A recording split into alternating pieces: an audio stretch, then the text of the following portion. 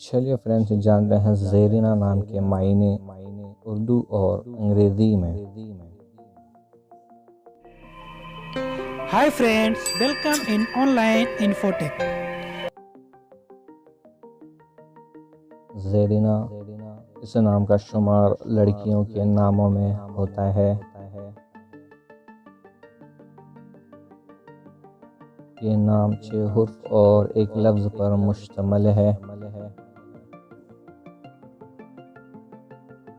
इस नाम का मज़हब इस्लाम है।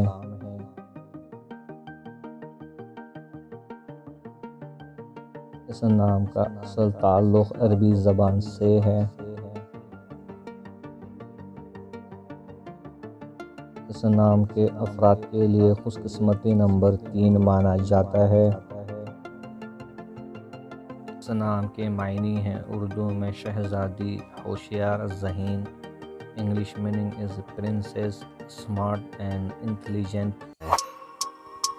Don't forget to subscribe my channel and click the bell icon.